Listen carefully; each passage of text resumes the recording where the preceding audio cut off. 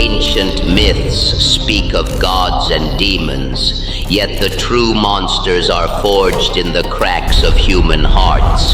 Between illusion and reality, they rise. This is the Kaalverse.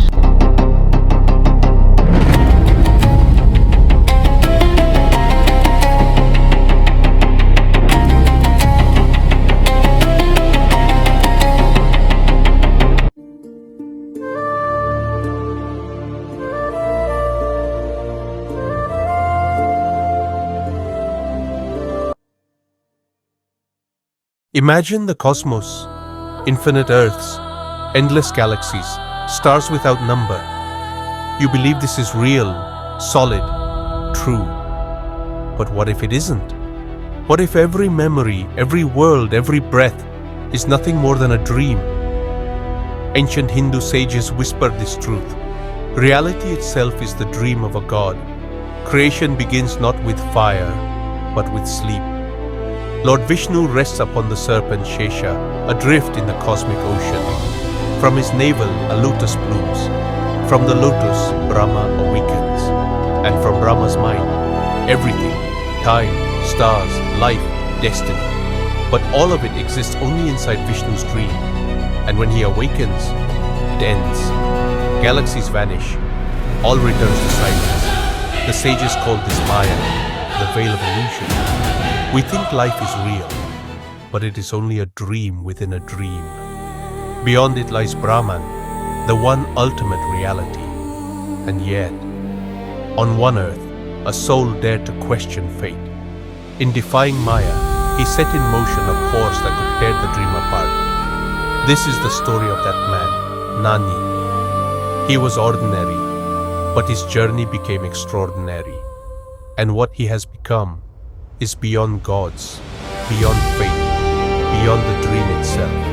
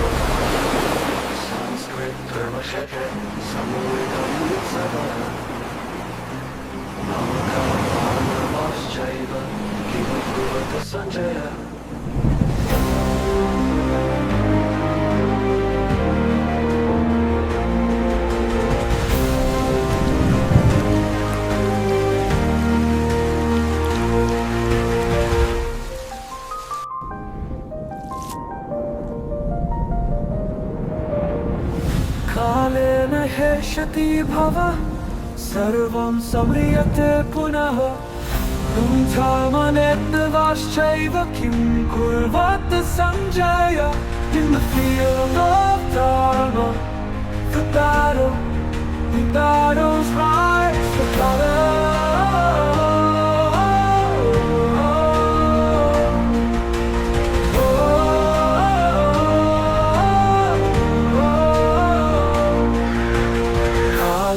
Shati bhava sarvam samriyate punaha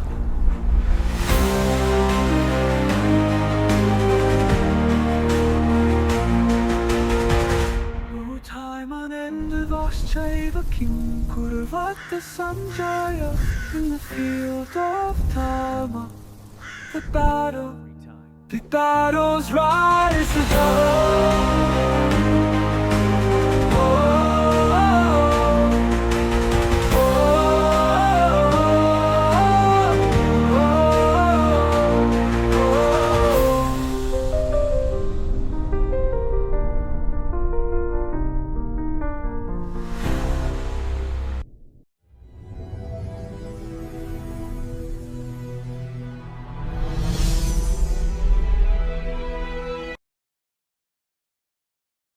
There's Nani, a brilliant, curious, and already obsessed with science fiction. From the Mahabharata, he drew a deep and clear understanding. Ancient epics became as real as the stars.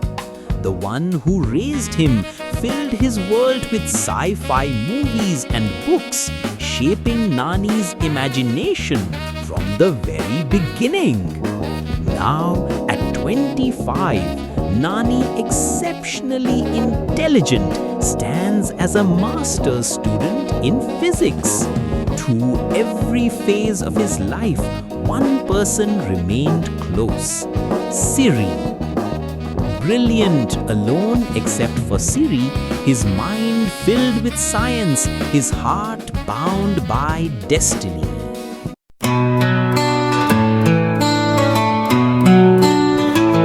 There was something effortless about Nani and Siri, like two halves of a song that didn't need lyrics.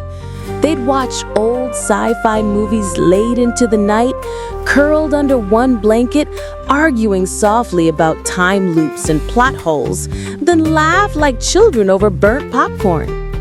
Every Sunday morning, they'd visit quiet temples, not for rituals, but just to sit, hands linked, minds silent, hearts loud.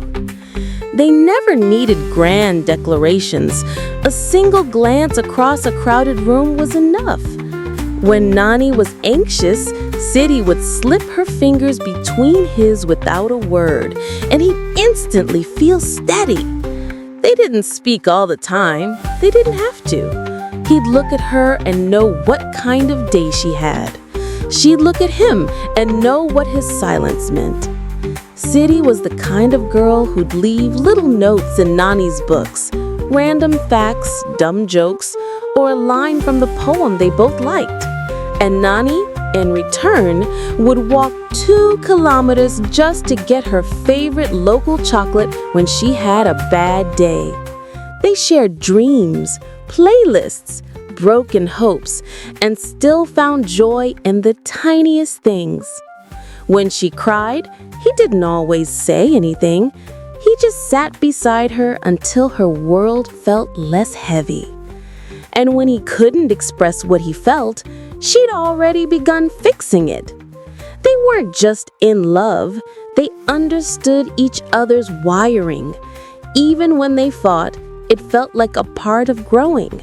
Like a storm 2 trees needed to stay rooted. What they had wasn't perfect, but it was real. And that kind of love, it stays, even when one doesn't. Tragically, Siri dies in an accident. After Siri's death, Nani vanished, not from the world, but from himself. He locked his room, shut the curtains, and stopped answering calls. The once brilliant, curious boy who used to light up talking about timelines and particles now sat motionless for hours, clutching her scarf like it still carried her breath. His walls, once filled with equations, were now covered in rough charcoal sketches of Siri, some smiling, some crying, all slowly smudging with the weight of his tears. Every night was a battlefield. He dreamt of the accident again and again, except in each version, he arrived a second earlier, shouted her name louder, pulled her out just in time. But each morning, reality would shatter him all over again. He'd wake up drenched in sweat, sometimes screaming, sometimes just whispering her name like a lost child. He stopped eating properly, started writing nonsense on his walls, even tried talking to her shadow. His mind became a maze of what-ifs. What if I had gone with her? What if I told her to wait?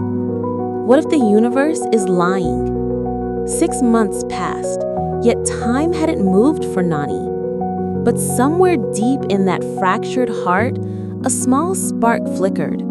His memories of Siri weren't just filled with loss. They were also filled with her laughter, her curiosity, her belief in him. And as he stared at a sketch of her one evening, it hit him. If time could be stretched, Maybe it could be rewound. If consciousness could exist in multiple universes as he'd always believed, maybe she was still out there, alive, waiting. His grief didn't vanish, but it turned into something else, resolve. He picked up his notebook, cleared a section of the wall, and began again. Not as a boy in mourning, but as a man chasing the impossible. "There has to be a way," he whispered, staring at her eyes on the wall, "and I'm going to find it, no matter where it leads me." And with that, Nani stepped back into the world, not to move on, but to go back.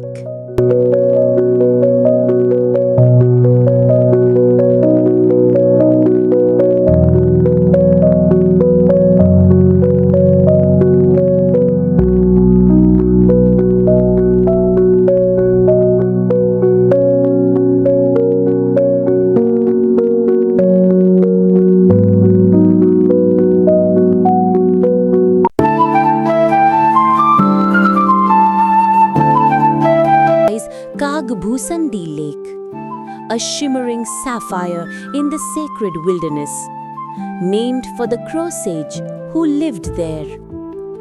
Long ago, there was a scholar named Bhushundi, deeply devoted to Lord Shiva. One day, while he was immersed in worship, his guru arrived, but the scholar, lost in his devotion, failed to acknowledge his teacher's presence. Offended by the act of disrespect, Lord Shiva grew angry and cursed him.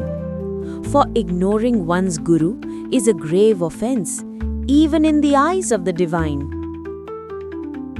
For his disrespect, he was first cursed to thousands of rebirths as lesser beings, rebirths as animals instead of human beings, and later by sage Lomasha, transformed into a crow, becoming Kaalverse. Yet even as a crow, his devotion to Shiva remained unwavering, so much so that Lord Shiva and other deities granted him immortality, the power to traverse time, and the freedom to choose his form. Over endless Treta and Dwapara yugas, he witnessed 11 retellings of the Ramayana and 16 versions of the Mahabharata, each with subtle differences, a testament to the cyclical, multiversal nature of time. In the course of cosmic events, Garuda, Vishnu's mighty eagle, sought answers about Lord Rama's divine nature. He was directed to Kaalverse, who revealed the entire Ramayana in brilliant detail even before it had unfolded for Garuda. This encounter took place at the shores of Kaalverse Lake, cementing its deep spiritual significance. Kaalverse Lake itself is legendary. It is said that crows nearing death fly across the world to this lake, shedding withered feathers on its shores. But no one ever sees them die in plain sight. Locals believe it is a crow's stairway to heaven.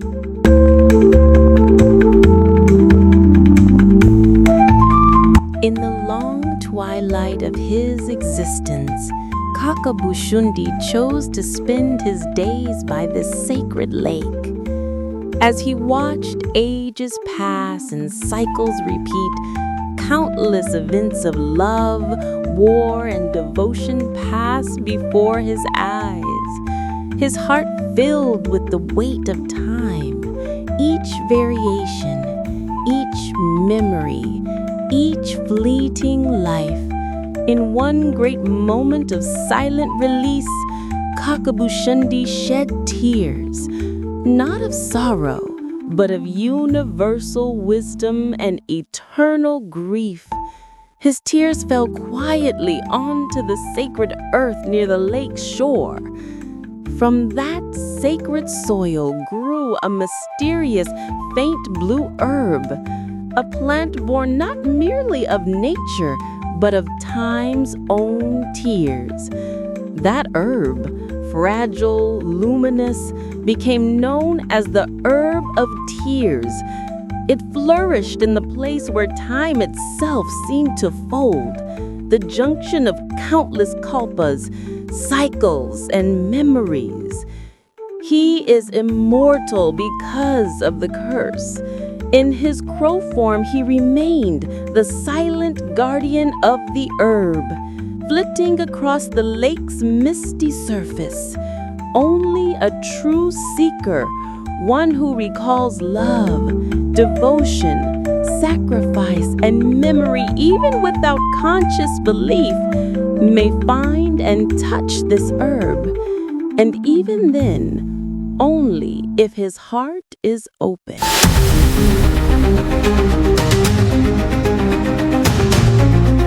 After the intense research, discovering stories of Kakabushendi, he learns about a special herb believed to enhance neural control and enable time travel. Embarking on an adventure in North India, he journeys to a Garhwal Himalayas. The mountains stood tall and silent, their snowy peaks piercing the clouds. Mist slithered between ancient pines, like spirits lost in time. He moved slowly through the dense Himalayan forest, the cold biting at his skin, a torn map in one hand and a crumbling old scripture in the other. Each breath formed clouds in the air, but he kept walking. The map had led him here, to a part of the world forgotten by most, where the air itself seemed to carry whispers of the past. At last, nestled between jagged cliffs and hidden by centuries of snow and silence, he found it. A temple cave carved into the mountain itself, its entrance wrapped in hanging roots and ice. The stone walls were cold as death, covered with moss and ancient carvings that seemed to hum with energy. Inside, the air changed. It was heavy, still, and strangely alive. As he stepped further into the cave, faint carvings began to glow softly on the walls. One image drew him in more than the rest. A large black crow, eyes glowing like embers, perched above swirling patterns that mimicked the flow of time. He stared, and then the cave whispered.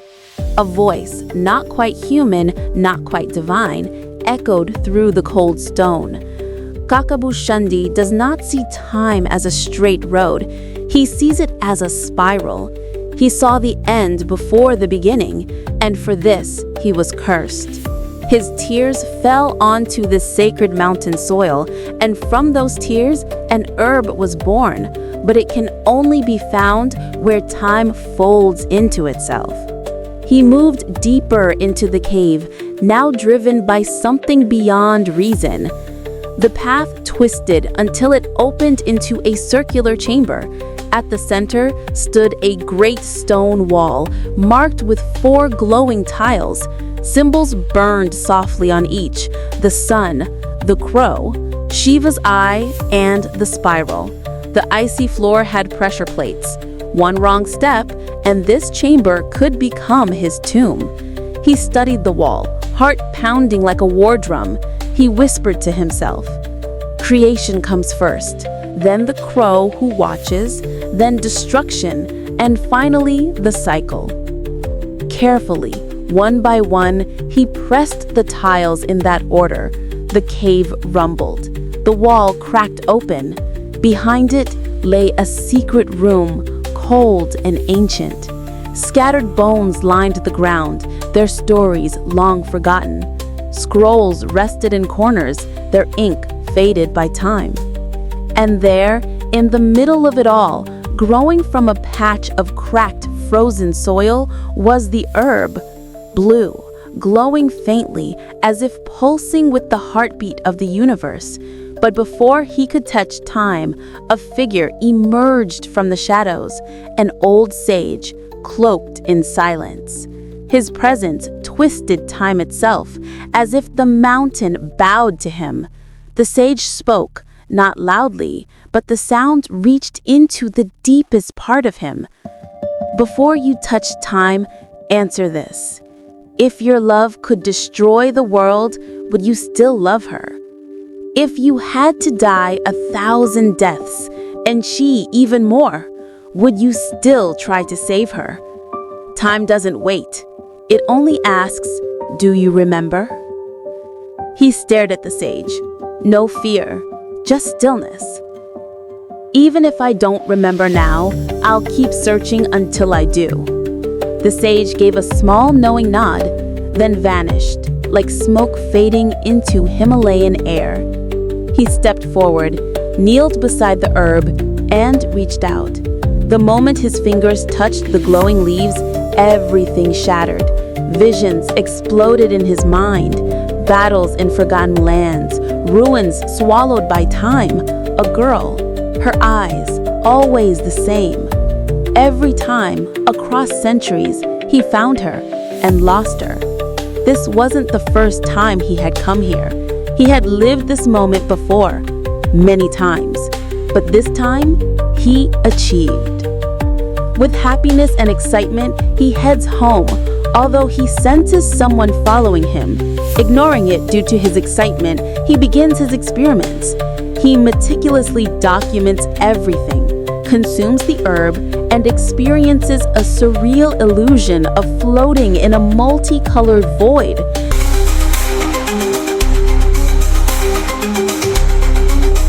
Nani opened his eyes to the muffled chaos of city life. Sounds of honking, a distant smell, and the uneven rhythm of daily life in full motion.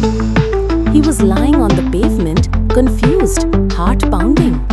His limbs felt unfamiliar. His face, unfamiliar. He touched his beard, shorter. His reflection in a shop mirror startled him. He looked like himself, but not the version he remembered. He realizes he's still in the present timeline, but in a parallel universe. His consciousness alone has transferred into this body. After some digging, through a drawer of ID cards, dusty albums and bills, he pieced it together. He was a freelance photographer in this world, living alone. Just scattered memories in someone else's house that was supposed to be his. But none of that mattered. Only one name rang in his mind, Siri. He began the search with the urgency of a man running out of time. He finally found her, listed as a classical music teacher. When he first saw her, walking across the corridor, holding a tanpura, sunlight falling on her shoulders, it felt like every universe had paused to let him breathe again. She didn't know him. She spoke with polite detachment. But her voice, her laugh, it was all the same. I'm working on a project about musicians and memory, he lied. Would you mind if I followed your routine for a few days? She shrugged, amused. As long as you don't make me look boring. Days passed, then weeks. He started arriving at her sessions, capturing not just images, but stolen smiles. They began sharing cups of tea in the late afternoons. He learned she hated raisins in sweets. He learned he hummed while editing photos. They started finishing each other's sentences. She started waiting for her after her classes. The air between them grew warm. They sat on rooftops under open skies, talked about life, stories, regrets, and silence. One night, she asked, "Do you believe in rebirth?" "I believe in return," he whispered. "In every version of the world, I return to you." She didn't answer, but she didn't look away. One night, she said, "You feel like déjà vu, like a song I forgot I loved." He didn't speak, just looked at her, as if afraid even words would break the moment. That night, she got into a car. He waited for her call. It never came. He found her picture in the news the next morning. Victim of a late-night car crash. Same headline, different world. He screamed into his pillow, biting down on his hand to muffle the grief. The pain was unbearable, but the familiarity of it stung deeper. As he closed his eyes, ready to return, One thought haunted him. No matter the world, no matter how slow I fall for her, she always dies when it starts to feel real. To jump back time again, he sets out on an adventure to the Himalayas, searching for the ancient herb that can open the way. This time, he knew the struggles and the path. Because he had faced them before, reaching the herb became much easier. Finally, after all the difficulties, he finds the herb. He finds a chemical lab, extracts the herb's essence, and begins experimenting. Since finding the herb in every universe is a huge task, his frustration pushes him to create a solution of his own. After many days and countless failed attempts, he finally succeeds. He takes the chemical and makes the time jump.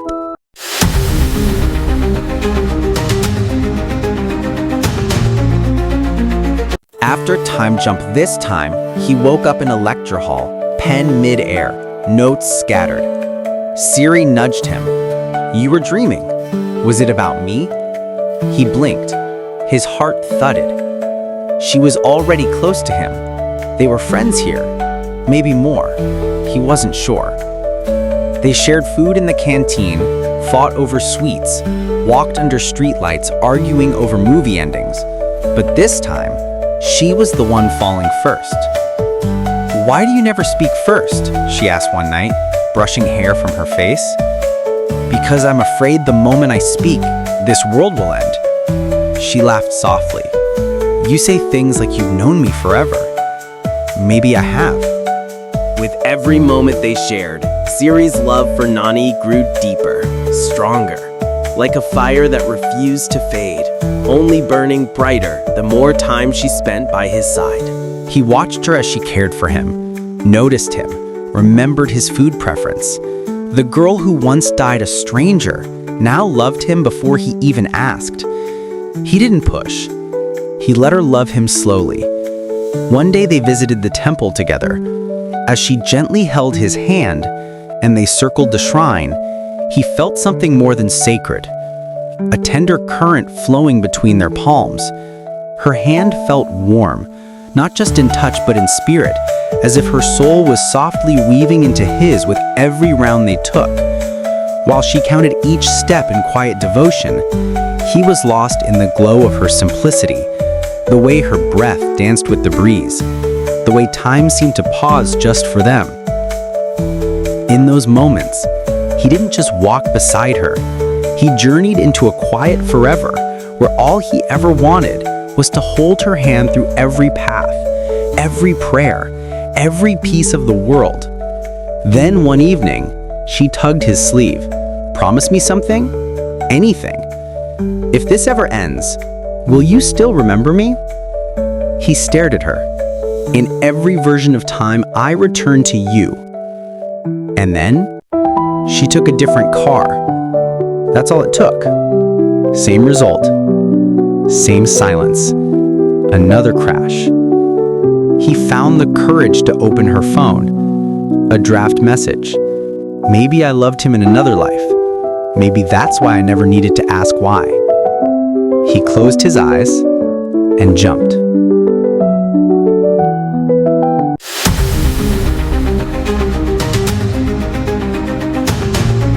Hospital lights. The quiet beep of machines. Bandaged wrists. A mind like a blank page. He didn't remember his name or the weight of his past. But when she walked in, time paused, as if the air itself remembered what he could not. Siri. Her eyes held oceans of things unsaid. Tears shimmered, and without a word, she reached for his hand, as if her touch could stitch broken timelines. "You're here," she whispered, and in her voice, even chaos seemed to kneel. He didn't know her name, but something in her voice quieted his storms. She sat beside him, day after day, telling him stories about how they met at the strangest time when the whole world was falling apart. A virus was spreading everywhere. Everything felt uncertain. And yet, somehow, in the middle of all that chaos, they found each other. While the world was shutting down, their little world was just beginning. How he danced terribly just to make her laugh. How they read Chetan Bhagat novels beneath old trees. You once told me, she smiled, that even if your brain forgot me, your soul would still find its way. And slowly it did. He began to remember in moments, not facts. Her laughter when he mispronounced some names, the way her fingers curled around a coffee mug, how she wore anklets that sang quietly when she walked. Piece by piece, the puzzle began to shape itself around her. One evening, he walked in with a tiny cake, candles flickering. She asked, "You remembered it's my birthday?" He blinked, honest. He said, "I didn't, but my heart did." As evening approached and she was about to leave, he couldn't hold back his tears. He longed to reach out, to take her hand and ask her to stay, but his quiet shyness held him back. Then just as she turned away, she came back and wrapped him in a warm, gentle hug. It brought tears to his eyes, not from sorrow, but from a deep, indescribable joy. She walked away, and he stayed there for a while, lost in the stillness, wrapped in the beauty of the memories they had just created together. In the end, he just wanted to take her hand, finally, fully, and hold it up to the stars, as if to prove to the universe itself, this is her. This is the girl I've been talking about, so perfect, so unreal. I'm incredibly lucky to have her. He had crossed galaxies, shattered timelines, and lived 1,000 lives just to stand beside her in this one. In every universe, fate tried to tear them apart, but this time, he found her. And he wasn't going to let her go. Not now, not ever. And in that moment, her smile became a sunrise. For a while, everything felt safe. The universe, for once, stayed silent. She held his hand while crossing roads, tugged in his collar when it rained, played old songs that once made him cry. They watched sunsets together, even if he didn't know why they mattered so much. But love in his life had never been a guest who stayed. She stepped out that night, just for a strip of tablets. Wrong turn, same road, familiar curve. Metal kissed metal. Silence. Light. The unbearable stillness. The moment his memories returned and his heart dared to speak, the universe stole her, as if love was never meant to arrive on time. And his world collapsed in deja vu. He jumps. Opened his journal. On the last page he wrote, "Even if she never knows how much I loved her, I'd still choose to love her in silence, again and again. Because if distance means life, I'll become a stranger in every world, just to keep her breathing." He closed the book, eyes burning, and jumped again.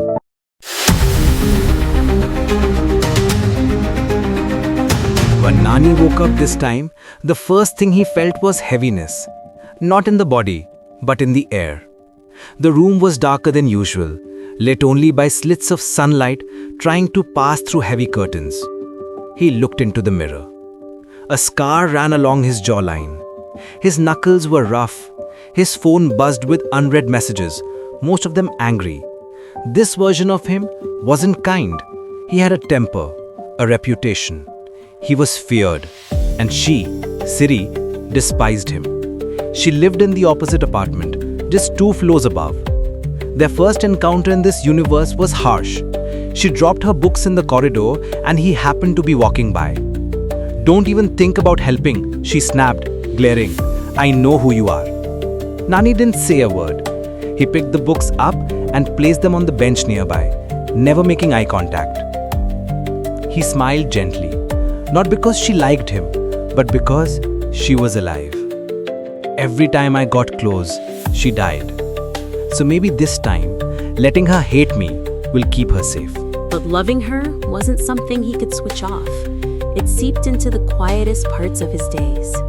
Every morning, he rose before the sun, quietly placing a fresh bouquet of flowers at her doorstep. Mostly red roses, her favorite. But sometimes he'd add lilies or jasmine, all delicately tied together with a soft pink thread, like a whisper of his affection left behind to start her day. She'd sigh when she saw them. "Stupid secret admirer," she muttered, placing them in a vase anyway. She never knew it was him. One rainy afternoon, she forgot her umbrella again. He had watched the sky turn, saw her leave without checking the clouds. 10 minutes later, he left his umbrella at the corner tea stall she always stopped at, bought a second one, and waited across the road. When she stepped under the shop's roof, shivering, the shopkeeper handed her the umbrella. The guy with the scar left it, said it was for the girl who never watches the sky. Her hands trembled when she held it. He did this? That night, she didn't throw the flowers away. She had an old grandmother, always sitting by the front window, coughing, watching the street. One evening, Siri rushed to the pharmacy. Her grandma had run out of medicines. When she returned, a new pack was already waiting on the doorstep with a note. Don't let her go without meds. The world needs her smile. AB. She frowned. Her heartbeat quickened. Who the hell is AB? He watched from the shadows. He did everything without expecting anything in return. When her slipper broke, he dropped off a pair just her size outside. When she had fever, hot soup and some medications magically arrived at her door. When she lost her voice, lozenges and a brown packet appeared with a handwritten note. Your silence deserves comfort. Sometimes he irritated her on purpose just to see the fire in her eyes. Sometimes to distract her from sadness. He'd leave sarcastic sticky notes on her door. Wear the green kurta today. It brings out your angry side. Keep the volume down while singing. My walls are crying. She'd yell into the corridor, I know it's you, idiot! But she smiled when she said it. Even when he wasn't seen, he was always there, walking behind her at a distance when she stayed late at work, standing across the street when she waited for a car, making sure her cab driver had the correct route and stayed under the speed limit. She never saw him watching, but he never missed a moment. He loved her from afar, like a lighthouse that can never touch the ship, but guides it safely to shore. One night, she caught him helping her grandmother into the building after a dizzy spell. He turned away, about to leave, but she said softly, You're not as bad as I thought. He didn't respond.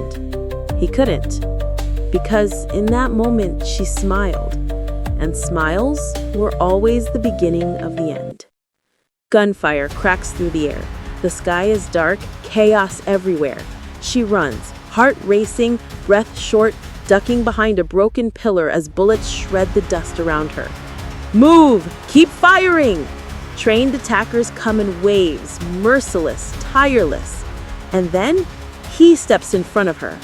Calm, still, unshaken. He doesn't flinch. Every move he makes is sharp, focused. He fights like he's done this 1,000 times, but they just keep coming. Suddenly, the sound shifts. A helicopter appears overhead, circling like a vulture, blades roaring.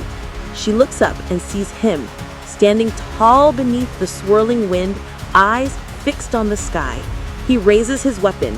Boom! A perfect shot. The helicopter jerks, smoke trails from its side. It spirals down. From a distance, it looks like he's holding the spinning blades between his fingers, like Lord Krishna holding the Sudarshan chakra. Lightning flashes, thunder rolls. In that moment, he looks almost godlike, mythical, standing in the storm, as if fate itself bent to his will.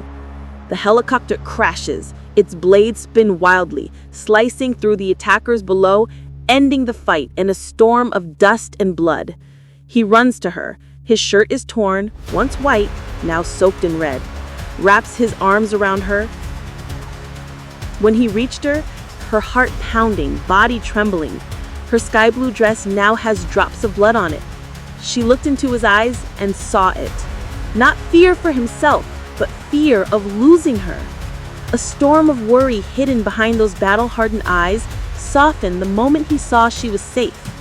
There was an innocence in his gaze, a silent desperation, as if her well-being was the only thing that mattered. He didn't check his wounds. He didn't care about the blood on his chest. He just kept looking at her, making sure she was okay. And in that moment, something melted inside her. She saw not just the man who fought for her, but the boy who loved her without needing to say a word. She wanted to freeze time, to stay wrapped in that silence, where the world didn't exist, only him and the way he looked at her like she was everything. And maybe, just maybe, she was. She falls for him, deeper than ever before. That day, that moment, she knew. And so did he. From now on, he'd die for her, or destroy anything that dared to hurt her. 2 nights later, she stepped out to buy groceries. He was busy helping a kid cross the road nearby. By the time he saw her car take that curve, it was already too late. Siri, gone. He screamed, not aloud, but into his soul. I kept my distance. I did everything right. I let her hate me. I let her be safe. Why did it happen again? He jumps back to his universe, opened his journal, and wrote, "In every universe, I fall for her again, harder than before. And yet, even if the world ends each time she smiles at me, I'll keep chasing that smile across galaxies." And again, he jumps to other universe.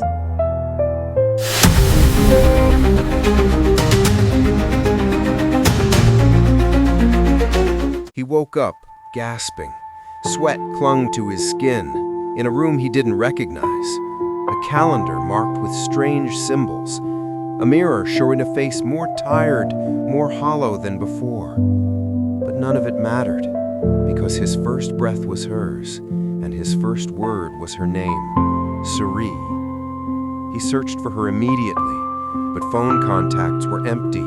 Social media showed no trace. University records said she was never enrolled. Hospitals, archives, police records, nothing. No one named Suri. No one with her eyes, her voice, her laugh. No girl with the name that tasted like devotion on his tongue. He tried old places they once met in other lives. Tea stalls, park benches, streetlights flickering near temple corners. But no one recognized her. Every time he asked, "Have you seen this girl?" they only looked at him with growing concern, replying, "Sir, are you all right?" He stopped eating, stopped sleeping, scribbling her sketches on his wall. Her eyes, her nose, the way her lips curled when she said Nani lovingly. He built her from memory, from ache, from obsession. He swore she existed because his heart wouldn't scream this loud for a ghost. Days turned into weeks, and he would stand outside random colleges, watching random girls, hoping, praying that one would turn around and smile like her. Every glimpse of long hair, every voice with a familiar softness made his heart leap, only to break again. He wrote letters to her, left them on rooftops, dropped them in lakes, folded them into paper cranes and let them fly into the wind. He believed the universe had hidden her, not erased her, because how could love so deep not exist somewhere? Soon the neighbors began whispering. He's always talking to himself, draws women on his walls, cried at the temple bell last night. He's not right. They called a doctor. One night, while sipping rainwater off his windowsill, he overheard them. "We'll admit him by tomorrow. He's gone too far. Imaginary lovers? Bullshit. He needs help." His breath froze. Help? They didn't know. They didn't feel the earthquake inside his chest. They didn't see the stars that spelled her name every time he blinked. She existed, even if this world denied her, even if her name never touched this earth. She existed in the thunder of his veins, in the cracks of his hands that reached out for nothing but remembered everything. That night he walked up to the terrace and looked at the city glowing beneath him. He clutched the last drawing of her he'd made, tear-stained, crooked, fragile, but still beautiful, and whispered to the sky, "If this world can't hold you, I'll find another that can." And then he jumped, but not from the edge, from time, from this reality, from this cruel dimension that never gave her breath. He opened his journal, fingers trembling, and wrote, "Even in a world where you were never born, my soul remembered your shape. Proof that love is older than time and deeper than memory.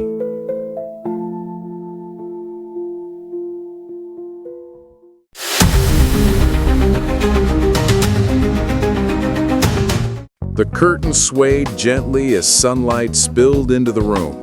He turned in bed, and there she was, Siri, wrapped in a pale pink shawl, hair tied in a messy bun, reading. "You're awake," she smiled, tucking her hair behind her ear. "Breakfast is almost ready. Filter coffee, too, just how you like." He grinned. "You're perfect. Flatter me after brushing your teeth." Their home was small but filled with laughter and warmth. Sticky notes with inside jokes clung to every wall. 2 toothbrushes, her half-eaten chocolate hidden behind the rice jar. Evenings were for movies and dancing barefoot in the kitchen.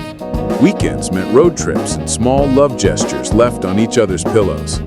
Sometimes she'd stand at the door and ask with a playful smile, "If I vanish one day, will you miss me?" And he'd step closer, gently tapping her nose, eyes soft but voice steady. "I'd miss you the way I breathe, without thinking, without stopping. Even in my sleep, my heart would look for you." But slowly, things shifted. He began waking up to silence. No breakfast, no humming, no warm shawl on the chair. The mirror had only his reflection. Still, he told himself, maybe she's just gone to her mother's place. But her toothbrush was gone. So were her slippers. Her handwriting on notes faded like chalk in rain. He opened the cupboard. Only his clothes. The neighbors started staring. One finally said, "Sir, you've been living alone for 4 years." "No," he whispered. "She was just here. We watched movie yesterday." His voice cracked, smiling in empty chairs, holding air, talking to no one. Even her voice in his head grew quieter. I questioned my mind, "Why does she never leave your thoughts?" It whispered back, "She's not just a thought. She's imprinted on the very essence of your being. With every breath you draw, the fear of losing her tightens its grip on your soul." That night, he sat in the dim kitchen, clutching a shawl that didn't smell like her anymore. And he whispered, "If I made you up, then let me never wake up." But reality kept clawing. He jumped. He opened his journal, trembling hands scribbling on a blank page. "Some men lose love. Some lose memories. I lost both, to the fiction I once called home." He turned the page and jumped again.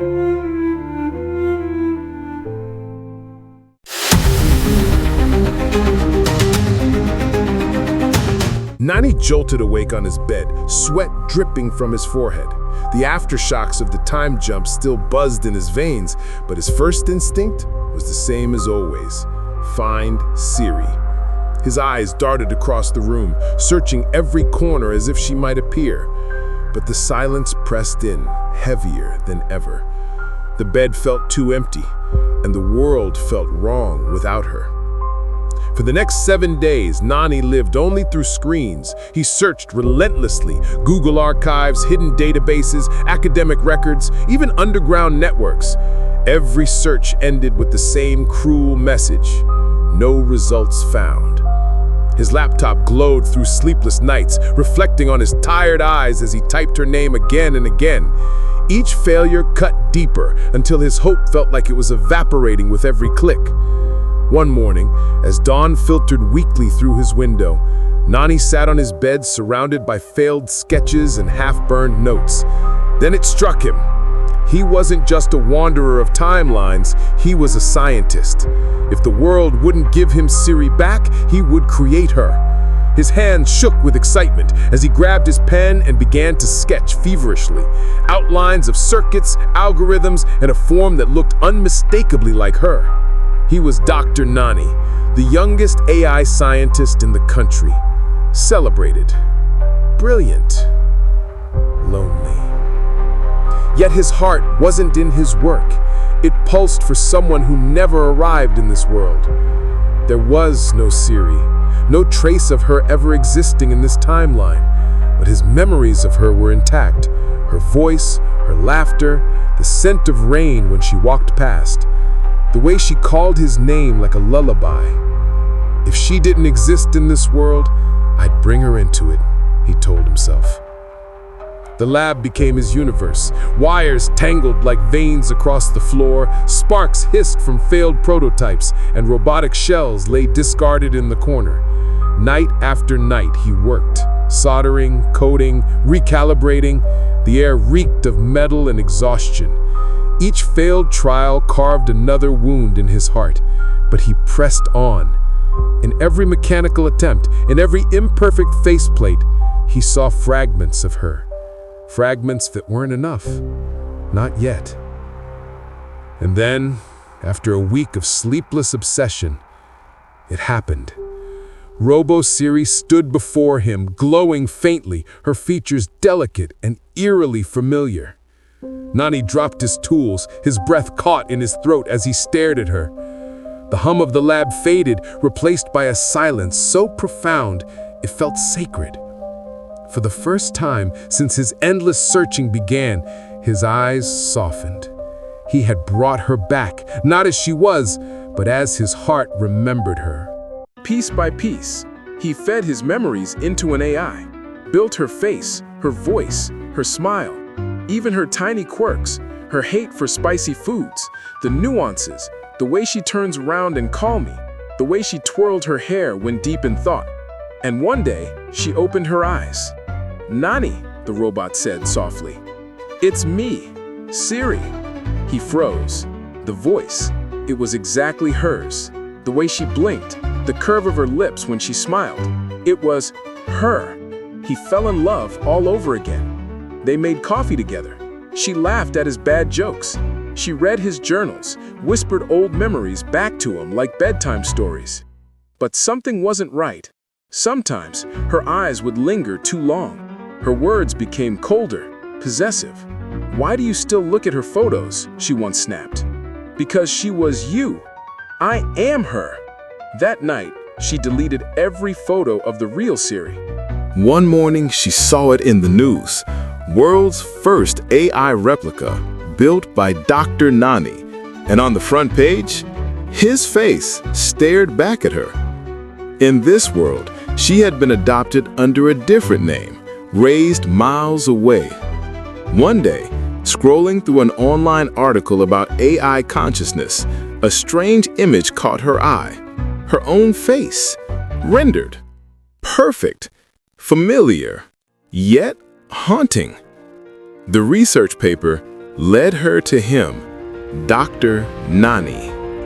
She walked into his lab with cautious eyes, confused, trembling. "How do you know me?" she asked, her voice like wind brushing an old wound. "We've never even met, and yet you recreated me perfectly." He turned, slowly. "Because I've met you 100 times, in different skies, in different reigns, in different situations. You may not know me, Siri, but my soul never forgot you. I carry your laughter in the folds of my time. You didn't know me in this world, but we have shared memories in mine." She stared, stunned, half frightened, half broken by the beauty of his words. "That's not love," she whispered. "That's obsession." "No," he said softly. "It's devotion stitched into 100 timelines. I didn't build you to own you. I built you to breathe beside you again. Because even if I couldn't find you, I couldn't bear a world without your voice." Before she could respond, the lab door slid open. The robot Siri stepped in. Her smile, identical. Her voice, flawless.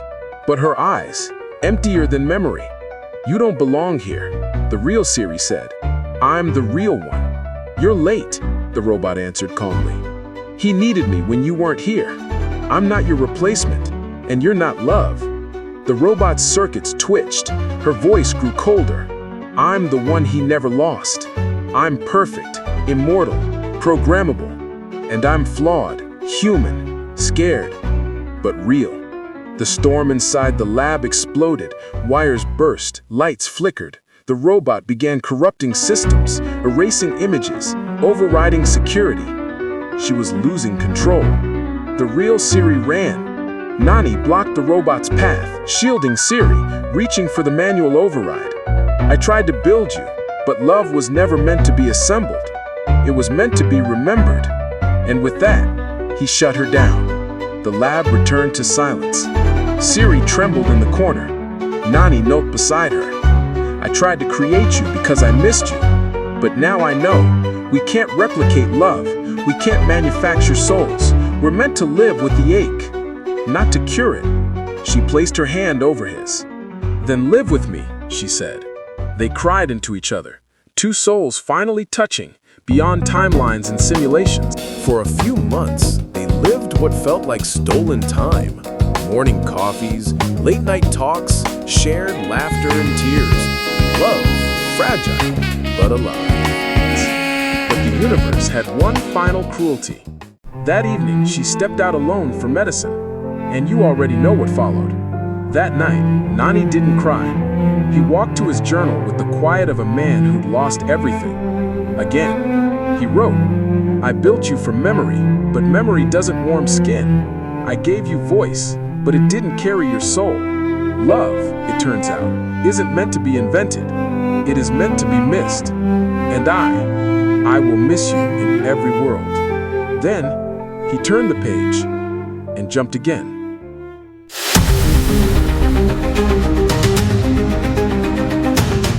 It happened mid-jump. As his consciousness tore through space-time, something went wrong. The last thing he remembered before the jump was the crash. A screech, a jolt, then silence. When he woke up this time, it wasn't in a new city or a familiar body. It was in her arms. Morning sunlight warmed his cheek. She was humming. She was cooking breakfast, messy bun, sleeves rolled up, and that old cotton curdy she always wore at home. You're awake, she smiled. Finally. He blinked, stunned. Siri? Who else? You're home, Nani. You hit your head yesterday, remember? He touched his forehead, bandaged. But he felt no pain, only comfort. He tried to ask more, but her voice softened the storm. She poured him coffee, fed him spoonfuls of breakfast, laughed at his silence. You've been acting strange since yesterday, she said, like you saw me for the first time again. And he had. The days that followed were soft, slow, and golden. They painted their balcony, argued about which plants needed sun, slept on each other's shoulders during old movies. She told the gossips as he traced her fingers like lines of fate. He caught himself smiling for no reason, sometimes crying too. His days began with the warmth of thoughts about her and ended with her memory lingering like a sweet, familiar fragrance. After years of longing, hoping, and waiting, the moment he met her felt like a dream carved straight out of the universe's secret longing. He was left utterly speechless, as if reality had quietly stepped aside to let a beautiful fantasy take its place. That day, it wasn't just love, it was enchantment made real. Is this real? He asked one evening, watching her hang fairy lights. She laughed. What kind of question is that? He didn't answer, because somewhere inside, a voice whispered, She's gone. She's not here. You're dreaming. But how could this warmth be a lie? Then came the night she looked at him differently. They were watching the rain together. She turned and held his face.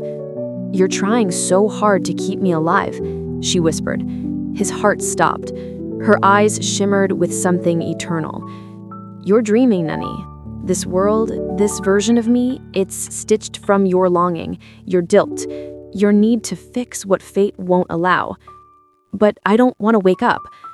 I know, but I can't stay here forever.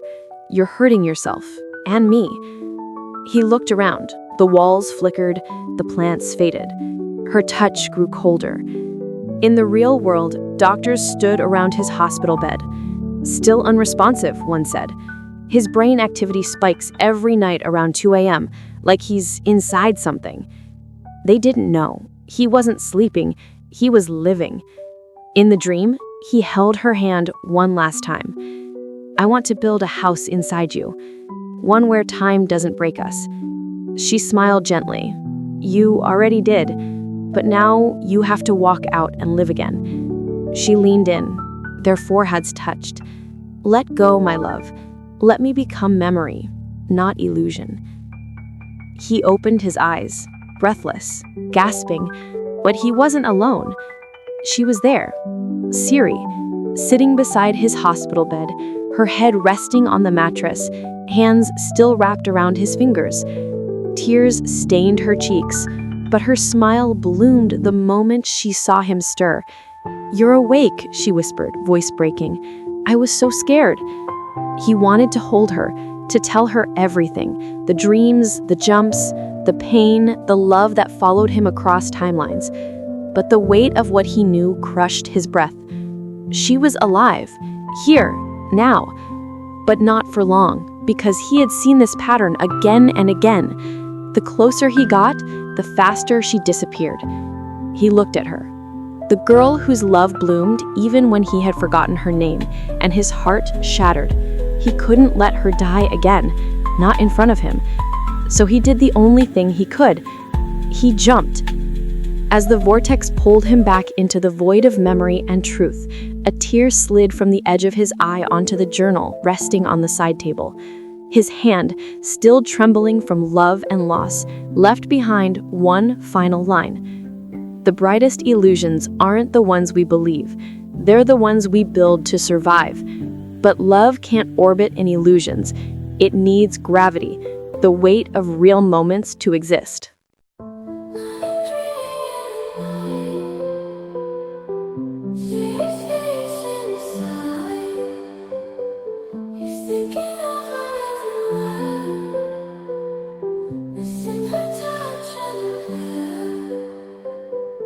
Siri calls him with a smile. Nani waits for a while. Her name echoes in his mind. In her arms love he will find. Oh Siri, my heart beats for you. Nani's world only you see through. You and I together will be. In your love I am free. Walking by the temple's light, Siri's eyes shining bright. Nani feels her in his soul. With her love his heart is whole. When the moon lights up the sky, Nani whispers, don't ask why. Siri's name I softly sing. In her love I am the king. Oh Siri, my heart beats for you. Nani's world only you see through. You and I together will be. In your love I am free.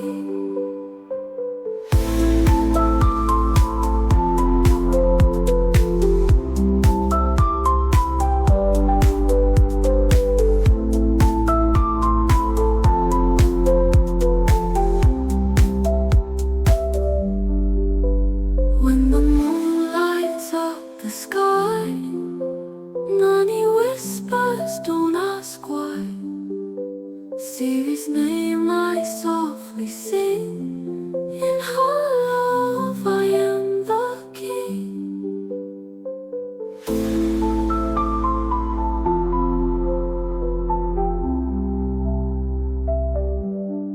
Oh Siri, my heart beats for you. Nani's world only you see through. You and I together will be. In your love I am free.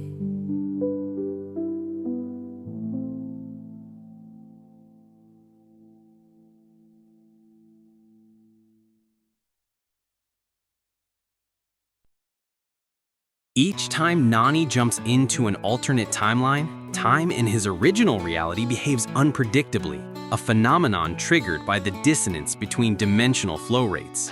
Sometimes he returns to find only seconds have passed, other times entire months have slipped away. The deeper and longer his consciousness embeds into a parallel self, the greater the time elasticity. This ripple effect isn't linear, it's chaotic. The herb, acting as a bridge between minds rather than bodies, allows perception to stretch or compress time unnaturally. In one instance, he spends years with Siri in a universe of peace, only to wake up to the ticking of the same second in his lab. In another, a single conversation in an alternate world leads him behind in his timeline by half a year.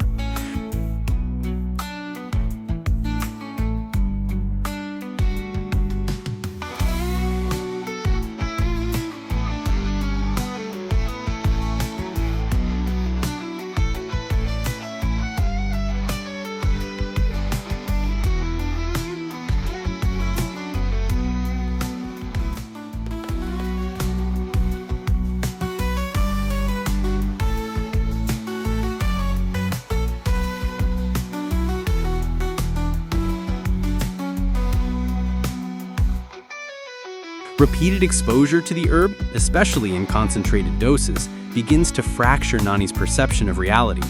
The membrane between timelines thins in his mind, making him question which life is truly his. Illusions begin to bleed into his waking hours, Siri's voice echoing in empty rooms, shadow versions of himself appearing in mirrors, entire days lost to what he assumes are dreams. He begins sleepwalking, scribbling formulas in his sleep, and reliving moments that never happened in this world. The trauma of repeated deaths, alternate selves, and layered emotions pushes his consciousness toward collapse. The deeper he goes to resurrect what's lost, the more pieces of his own mind he risks losing.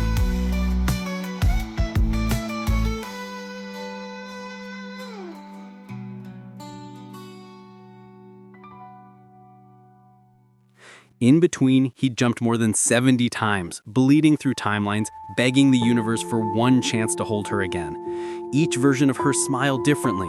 Each version of him broke the same. Sometimes she forgot him. Sometimes she died knowing his name. And in every timeline, he buried a version of himself with her. Love didn't just test him, it tore him apart, piece by piece across the stars. But he didn't stop.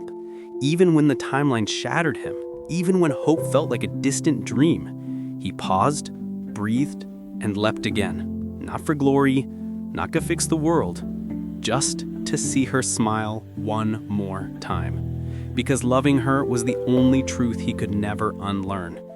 And now, he's on rage. Eyes blazing, soul scarred but steady, he looks toward the stars and whispers, "I'm coming.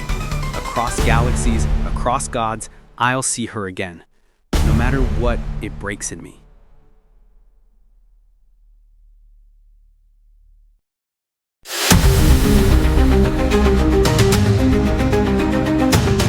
Another jump, another self, another face. He wakes up in a bed in a small house. Looking in the mirror, he's shocked. His appearance has changed. Different beard, hairstyle, eye color. Determined to find Siri, he locates her at the university library. When he greets her warmly, she responds neutrally. They are mere acquaintances here.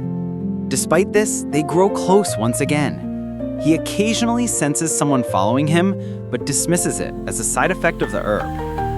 In just a few months, they grew inseparable, their bond blooming like a newborn universe, filled with laughter, late-night talks, quiet walks in parks, and stolen moments over coffee. Every glance felt like a secret poem, every touch like a spark that rewrote the stars. Together, they weren't just living. They were creating a love vast enough to rival the cosmos itself. He occasionally senses someone following him, but dismisses it as a side effect of the herb. Just as he begins to feel settled, she dies in another accident.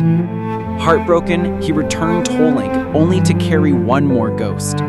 He can't take it. He immediately jumps back to his original universe.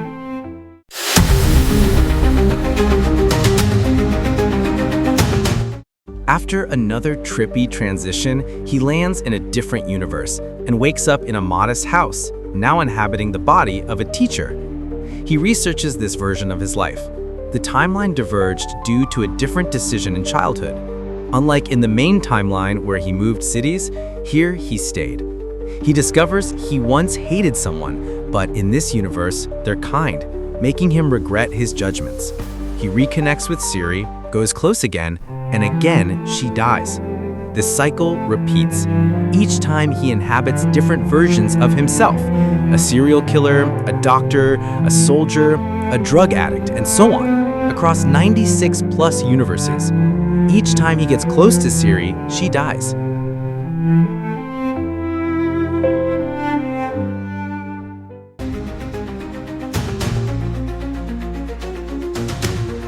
After more than 90 jumps across timelines, each a desperate attempt to save Siri, Nani was no longer just heartbroken. He was shattered. He had lived through countless versions of her death. He tried warning her, hiding her, even leaving her. But no matter what, fate always found her. The worst part? In some timelines, they barely knew each other. But the moment their bond deepened, the moment she smiled that knowing smile or held his hand like she used to, something would happen. Nani wrote everything, every time jump, every ache, every little moment that felt too heavy to carry in a worn-out journal stained with time and sleepless nights. It was his only way to hold on to himself. Each page whispered memories of places that never stayed, faces that faded, and feelings that never fully left. One evening, after yet another failed jump, he couldn't take it anymore. He shut the door, curled into silence, and let the world outside blur. That's when she came. The girl who once sat at the back of his class, secretly in love with the boy who seemed to live in another time. She walked into his broken little space and saw the journal, untouched, waiting. She fell for him long before she even knew it. Somewhere between the pages of his worn-out journal, where every inkstroke screamed of pain, patience, and impossible love. As she read about how he chased Siri across collapsing timelines, rewrote history just to hold her for a few more seconds, and broke himself each time she died, something inside her cracked. It wasn't just the way he loved Siri, it was how deeply he felt. How he carried the weight of the universe on his back just for one girl's smile. Every scribbled note, every hopeless retry, every desperate drawing of her face pulled her closer to him. And by the time she reached the last page, she wasn't just in awe, she was in love. Fiercely, quietly, entirely. As she flipped through scribbled memories and chaotic timelines, she didn't just read words, she felt him.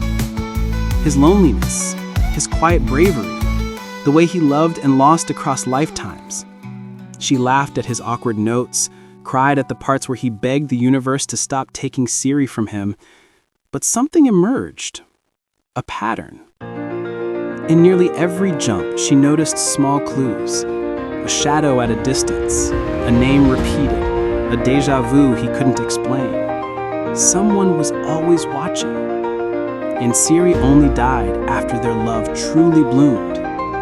It wasn't just fate anymore. It was someone or something making sure she never survived. Once she meant everything to him. She closed the journal gently, her fingers trembling as the weight of its secrets settled in her chest. Without waiting, she walked to Nani, still sitting in the dim corner, lost in thought, and softly said, "There's something in your pages, patterns, signs. Someone's watching you." He looked up, tired eyes meeting hers.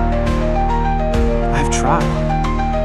1,000 ways, 1,000 timelines. It always ends the same. Siri dies. It's fate.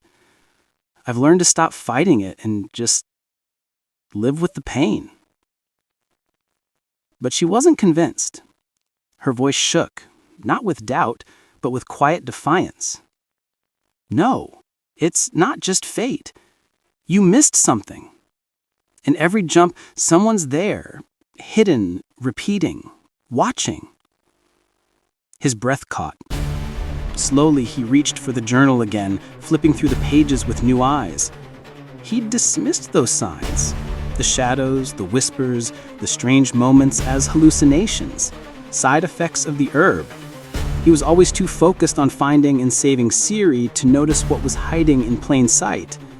But now he wondered if he'd been looking the wrong way all along. Determined to uncover the truth, he risks to time jump again into another universe. This time he inhabits a detective's body, using the instincts and skills that come with it. He investigates Siri's past and learns that her wealthy parents are not her biological ones. She arrived in a futuristic spherical box with a note, "Save her." Shocked, he tries to investigate the box, but Siri calls him to meet. After a brief conversation, he takes a cab to her house. Suddenly, a car crashes into them. Siri dies, but he survives. He chases down the attacker and unmasks him. His face is identical to Nani's. Before he can remove the entire mask, the attacker injects him with a serum, and he returns to his universe.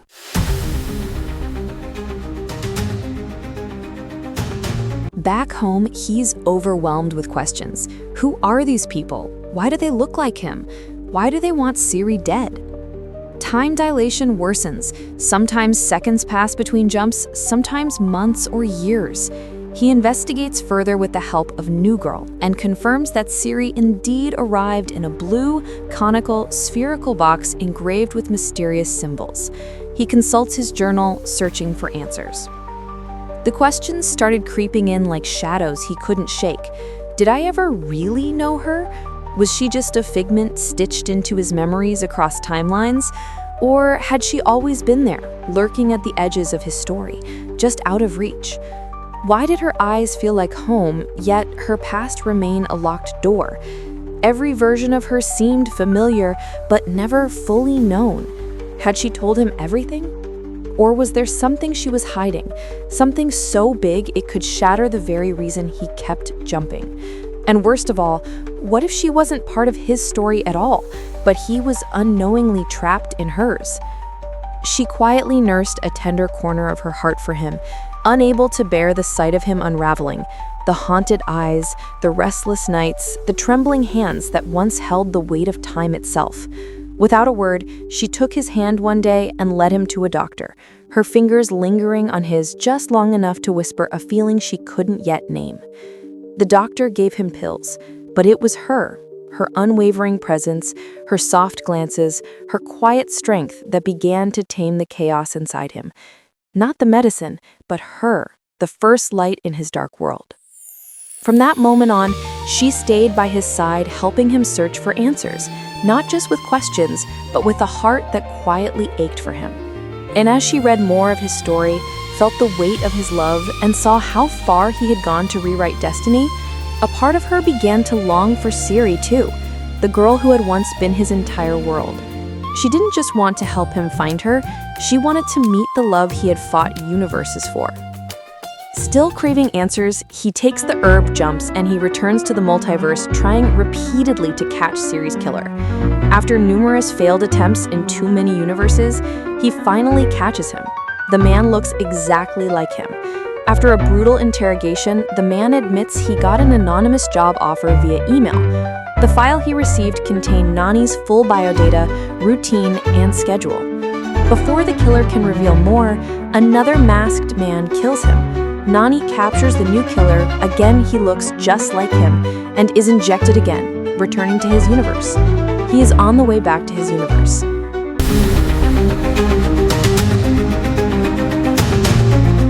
Back home, while driving, he is hit by another vehicle and begins experiencing vivid hallucinations. He's standing in a dimly lit room. Blood drips from a knife clutched in his trembling hand. A body lies crumpled before him, eyes wide open. He gasps, backs away, and turns, runs away from there to the darkness. Screaming darkness swallows him. Suddenly, he's in a field soaked in rain. Mud grips his knees as he drags a wounded girl. Her breath's raspy, her voice barely a whisper. "Don't let them take me. Please help me. Please." He turns to look behind. A figure in white runs at him. He dives through a broken door and lands on a hospital floor. Bright lights, cold air, a scalpel in his hand. A chest cut open before him. He doesn't know who's on the table. Then, the heart stops. The lights flicker. He looks up. His reflection smiles, a little too long. As he steps closer, the smile widens unnaturally. He reaches out, and the reflection grabs his wrist, yanking him violently into the glass. The mirror ripples like water and swallows him whole, and crashes into a living room, gun pointed at his face. A woman, calm, eyes burning, whispers, "You shouldn't have come back." Bang! She shoots. Everything goes white, then black. Then, he is running in Warfield. He is in full gear, chest heaving, bullets tearing through the air. The screams, the smoke, the fire. It's a war zone. He takes cover behind a tank, and beside him, it's Siri, bleeding again. He reaches for her. An explosion rips through the scene. And now, a dark nursery. A cradle creaks. A baby cries. And as he steps closer, he sees it. A mole near the left eye, just like his. He picks the child up. The lights go out. Something growls behind him. He turns and jumps through the window. He's falling, but he never hits the ground. He lands on cold sheets. Suddenly, he wakes up in a hospital. The visions weren't hallucinations. They were memories, fragments of timelines he had truly lived, echoes from the countless universes he had crossed, each moment etched deep within his soul. They returned not as dreams, but as truths he had already seen, already endured. Every vision was real, lived by countless versions of him during the time he lay in a coma after a past accident.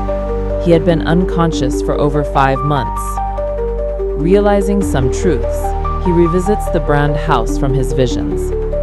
Inside the ruins, he finds a half-burned book written in Sanskrit with strange animals, symbols, and floral illustrations, matching the symbol on Siri's time capsule. His investigation deepens.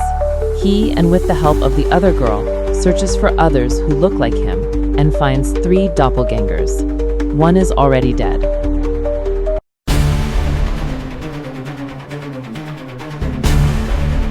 Nani, with the other girl by his side, digs deeper into the mystery.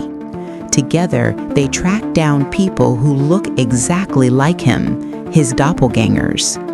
Their search leads to tragedy. One doppelganger is already dead.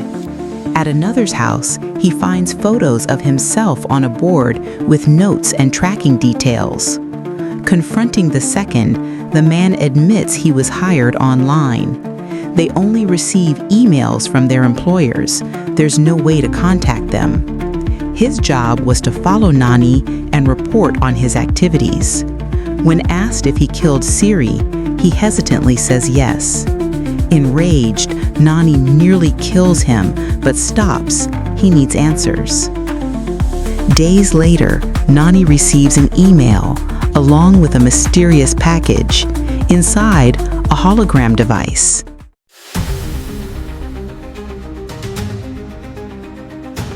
He opens it. 2 elderly people appear on the screen.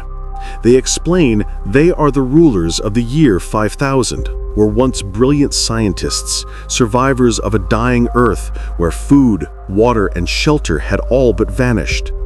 For over 60 years, they had been experimenting on a time machine, an unstable, half-finished invention built out of desperation. After centuries of sterile generations, they finally had a daughter, Siri. But she was born with a rare condition, one that couldn't survive the poisoned atmosphere of their broken world. In a final act of love, they used the incomplete time machine to send her into the past, hoping she could live in a timeline untouched by collapse. Through fire and light, the capsule tore across the skies and landed on Earth, silently, near a quiet home where her new story would begin. From afar, they watched her, silent observers in the shadows. But something began to shift. Every time Siri got emotionally closer to Nani, a strange, terrifying pattern emerged. Apocalyptic shockwaves rippled across timelines, tearing through reality like a virus. The first time it happened, the destruction was nearly total. Countless universes collapsed in an instant, like glass shattering from the inside. They had only one tool to stop it: a limited time machine. It couldn't go far, just a few hours, maybe a few days into the past. And in a multiverse where the past, present, and future run parallel, even a few hours can decide the fate of everything. So, they took the risk, jumped back a few days in a desperate attempt to intervene. This time, they succeeded in stopping the collapse just in time. In the aftermath, realizing the magnitude of the threat, they formed the Spiral Organization, a secretive force dedicated to monitoring anomalies like Nani and Siri, and preventing future timeline catastrophes.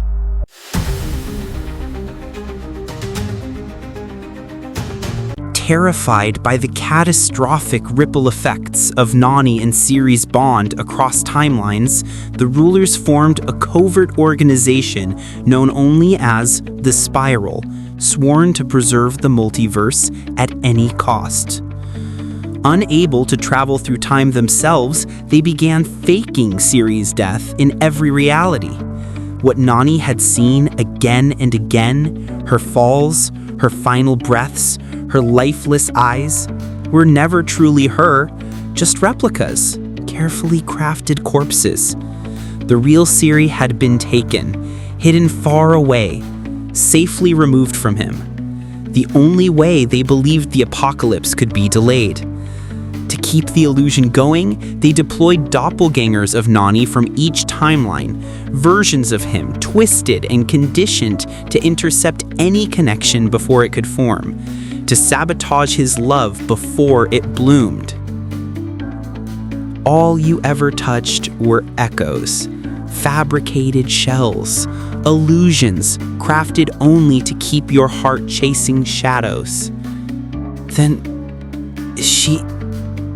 is my Siri still alive? Yes. She breathes, hidden in a corner of existence your love can never reach. Because some souls, when they meet, they burn too bright, and the universe cannot survive that kind of fire or the destruction. To contain the danger, they staged Siri's death in every reality. Replicas, illusions, carefully crafted to keep her hidden. They deployed twisted reflections of Nani from alternate timelines, doppelgangers engineered to sabotage his love. Each time their bond deepened, universes trembled, timelines fractured, galaxies shattered. Their love burned too bright for existence itself. She is alive somewhere, hidden in a corner of existence your love can never reach. Because some souls, when they meet, they burn too bright, and the universe cannot survive that kind of fire or the destruction. This is where Siri was kept, not in another world, but hidden deep within our own, a remote island buried beneath the ocean, untouched by human footsteps, shielded from every gaze. A place so distant, so unreachable, that she existed like a secret the Earth itself refused to share.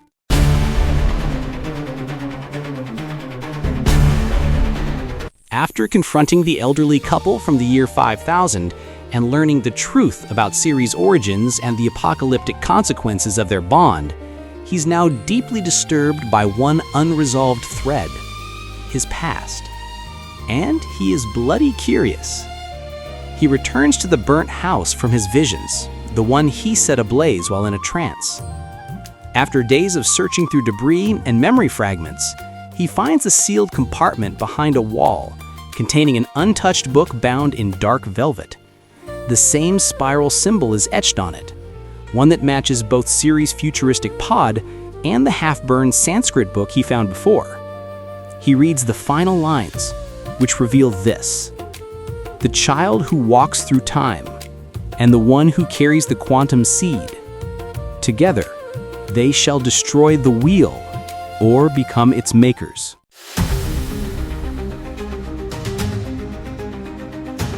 His parents had a beautiful habit of recording every fragment of their lives in a diary. Moments big and small, thoughts, secrets, even dreams. In that sealed compartment, he finds a diary. Nani stumbled upon that very diary, its pages worn yet alive. As he opened it and began to read, it felt like he was hearing their voices again, soft, distant, and full of forgotten truths.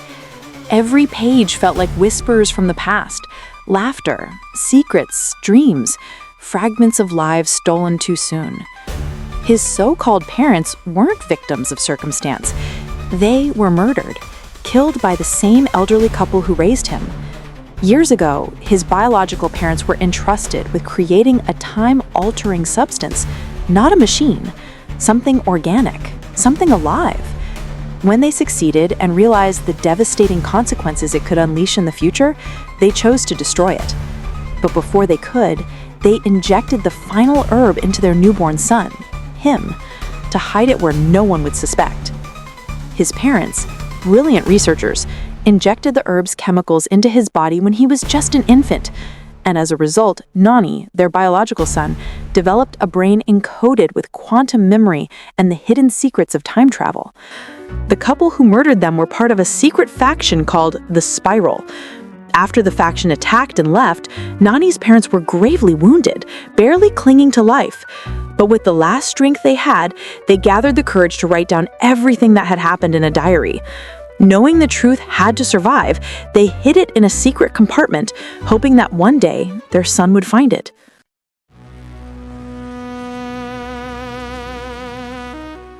After discovering that his parents were killed by the very elderly couple who raised him, Nani was consumed with rage. He immediately contacted them, his voice trembling with fury, demanding, "Why didn't you ever tell me the truth? Why the hell did you kill my parents?" But instead of guilt, they laughed, cold, mocking. You're just a joker, a lab rat to us," the old man sneered. Confused and stunned, Nani replied, "Joker? What are you talking about?" It was then that the elderly woman stepped forward, her eyes glinting with a dark truth, and she finally began to reveal the real secret. The reveal: they killed his parents but not the baby, and made sure he is raised somewhere safe, not out of love, but out of observation. They watched silently for years, waiting to see if the experiment had worked, if the boy would become what the timelines feared most. They watched him grow, not as a son, but as a test subject, a ticking variable in a cosmic equation, monitoring, waiting, not for who he would become, but what. If he survived, if the herb worked without catastrophic side effects, he would be the blueprint. They could replicate him, sell him, weaponize time, change fate itself. Rule the world as godlike beings with time in the palm of their hand. And him? He was never the hero. He was just an experiment, a lab rat trapped in the illusion of free will, while unseen forces across timelines watched, rooted, dissected. His memories, his pain, his love, all just data points in their grand design. His life was never his own. It never had been. The murder of his parents wasn't just a tragic accident. It was an intentional memory lock.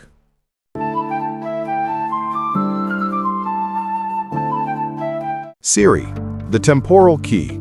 Siri was not born ordinary. She is the product of a dying civilization's desperate attempt to preserve human extinction. Engineered quietly by future scientists, she was genetically enhanced. The scientists didn't fully understand what they were creating. While enhancing her immune system and cognitive functions, they unknowingly embedded within her a rare neural quantum seed, a fragment of temporal energy harvested during a cosmic event. It remained dormant, bound to her emotional core. Whenever Siri feels deeply, love, pain, longing, that seed pulses. Nani, the accidental key. Nani is a normal human, born in the present timeline. After his birth, at infant, his scientist parents, in a secret experiment, injected a compound derived from an ancient Himalayan herb into his brain. The herb was rumored in folklore to affect chronoperception, the ability to exist and travel across times.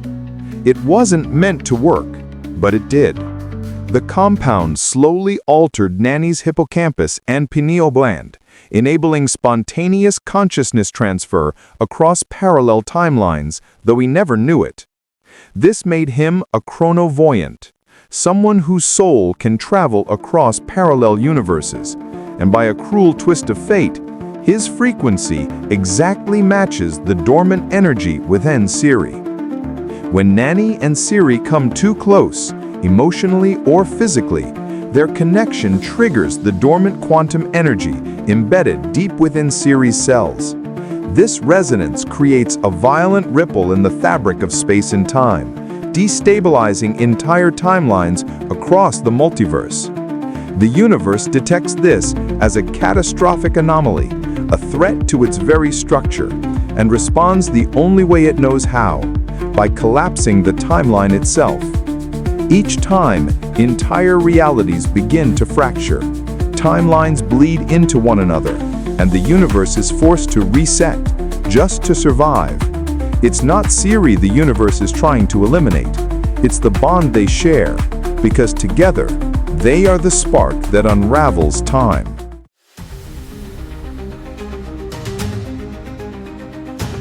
The repeated assassinations of Siri weren't aimed at her life.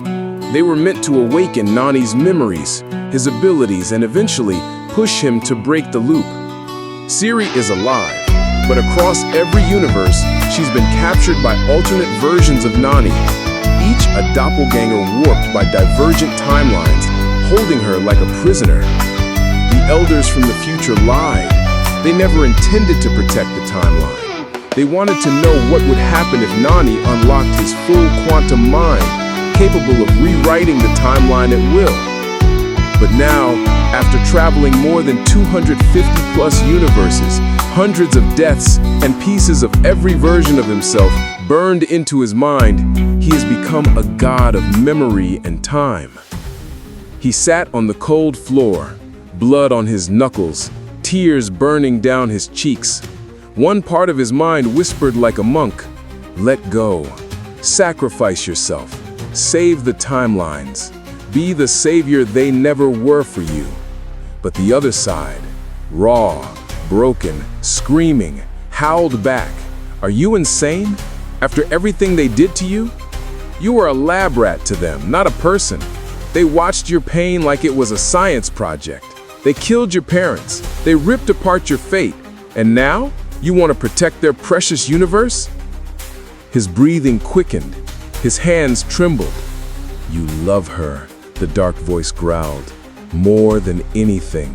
More than this universe that never gave a damn about you. If being with her means the world ends, then so be it. Let it burn. Let everything crumble. You deserve that love. You earned it in blood." But they weren't letting him see her. They locked her away like a weapon, like she was another variable to control. She cried his name in a place he couldn't reach, and he felt it, like shards in his chest. He screamed into the void. No one answered. Just timelines kicking, scientists watching, puppeteers pulling strings. He didn't know whether he was about to become a savior or the end of everything. And in that fragile moment between salvation and collapse, he was just a boy, crying in a war no one would ever thank him for, but instead use him.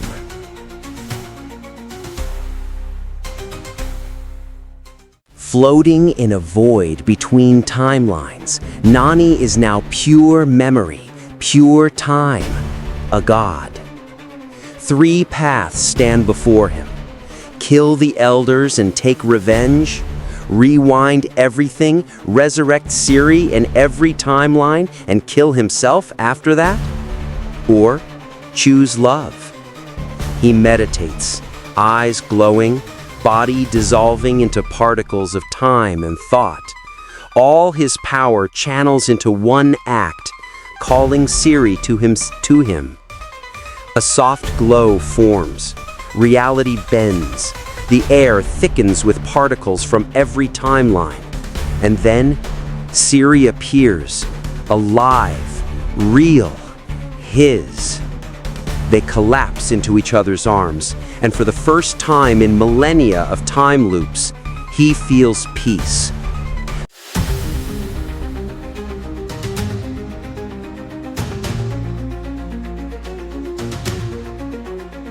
But reality was never designed to hold both of them. Their love was too fierce, too forbidden, an anomaly that bent the laws of existence. The timelines begin to shatter. Skies rip apart like torn silk.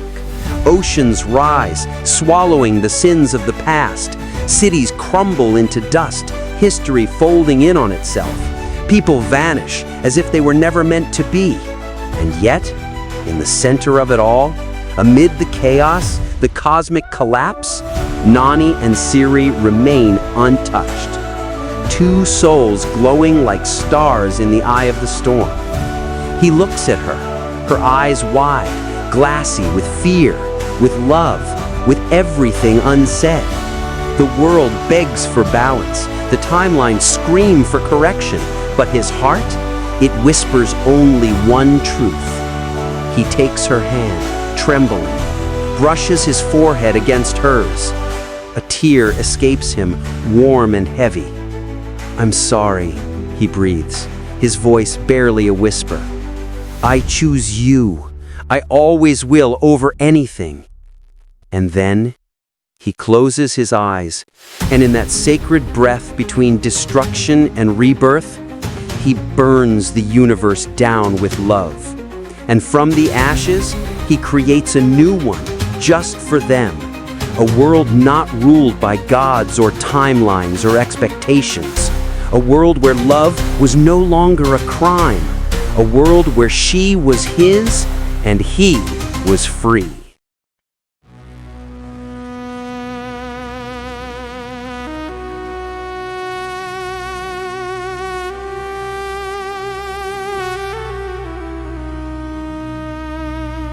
A car moves along a scenic mountain road. Nani drives. Siri laughs beside him. The world is perfect, too perfect. Birds chirp in rhythm. The wind is always gentle. Time never ticks too fast. The camera slowly zooms in on Nani's face. He doesn't smile. He stares directly at the audience, expression godlike. Not loving, not hateful, just aware. He stares through the fourth wall, past the mountains, past us. He knows this world is fake, his creation, his simulation. But she's with him. She's his reason. "Let the universe call me a monster," he mutters. "I've already become one. Let the gods rewrite time to erase me." He leans over, kisses her gently on the forehead. "For you," he says, "I'll break every law of nature again and again and again." He didn't want the world to love him. He just wanted her to live in it. And he'll burn every universe again just to keep it that way.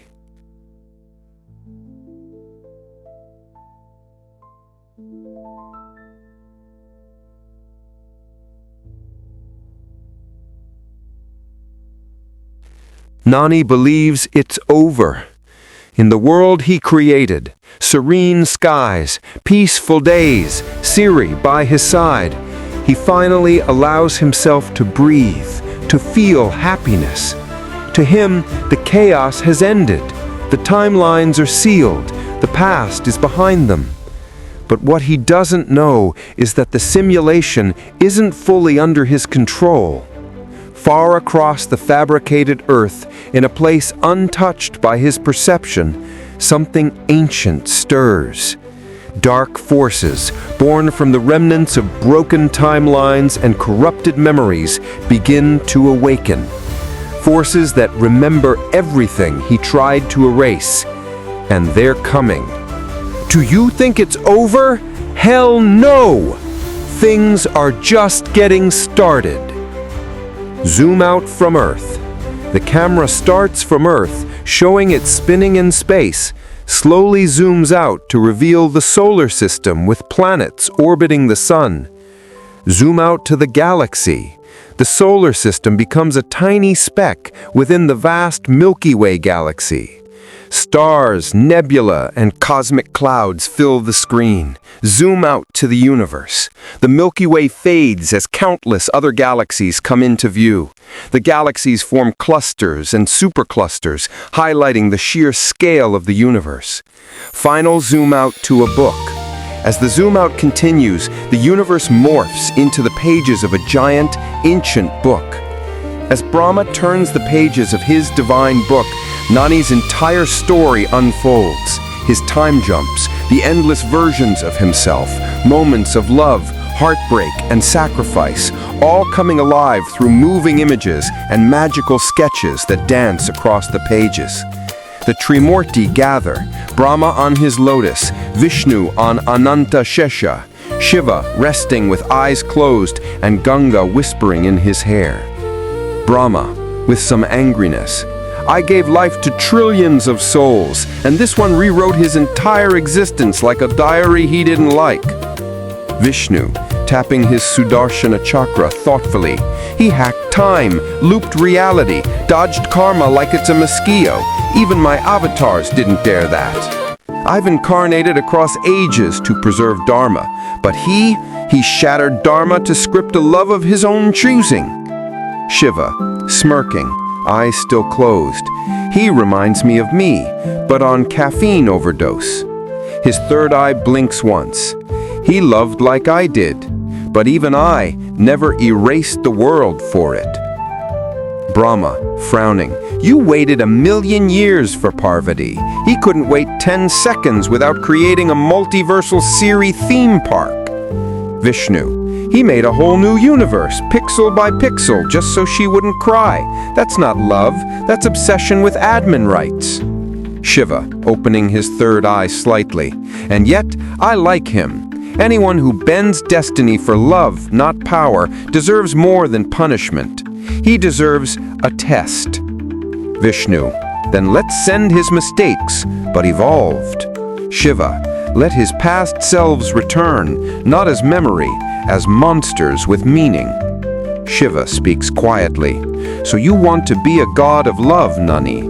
Then learn to love even the broken versions of yourself, the ones that failed, that gave up, that hurt her. Only when you embrace them all can you become the one truly worthy of her. Vishnu sighs. He rewrote heaven. Let's see if he can survive his hell. Brahma closes his book. Chapter 1 was his story. Chapter 2 is ours. Final frame over black. The real trial begins not in war, not in love, but in who you choose to become when the only company you have are the shattered pieces of yourself.